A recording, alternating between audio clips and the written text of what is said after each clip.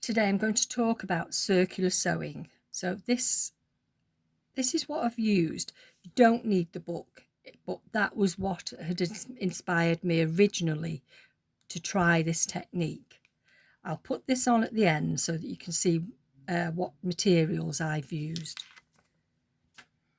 So this was the book by the late Pauline Inson, and in here she'd made a 9-patch cushion, which I thought was lovely. So I've made this, and this is the circular sewing using the drawing pin. So, and that's how I came to start doing it, which was quite a long time ago now. So I saw a project where they'd made a drunkard's path and then heavily quilted it with different types of stitches as well as straight stitches. And when I saw it, I thought, well, why didn't they just do a piece of fabric first and then cut it up and just save all that aggravation? They're really tiny blocks.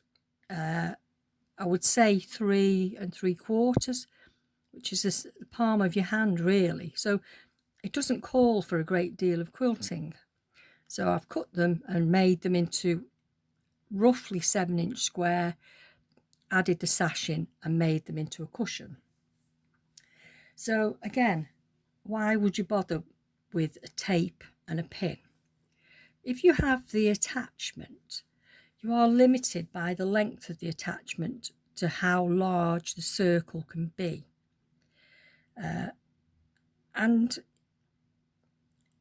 in a way, the same issue is with an embroidery machine. You would get the most perfect circle or wreath, but I don't think it would be much bigger than this circle. So if you wanted to do a large block for a quilt, remembering that you're going to cut it into 4 or into half, you need quite a large piece of work finished.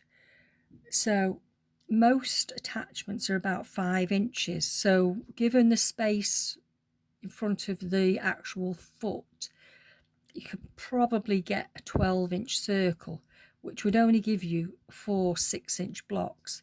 So if you wanted to make a quilt that had 4 corners at 9 inches, to be able to extend it with the tape is absolutely perfect. So for this little bag, the reason we cut it into 4 or into 2, on the sewing machine, there is always going to be a noticeable join at the beginning and the end, whereas on an embroidery machine, it's just seamless, and you probably can't tell unless you looked at the back where it began and finished.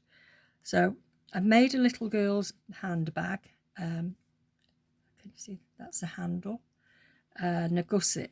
So I've inserted the zip into the gusset, and then I've made a gusset round the base, and that's a nice little half moon bag.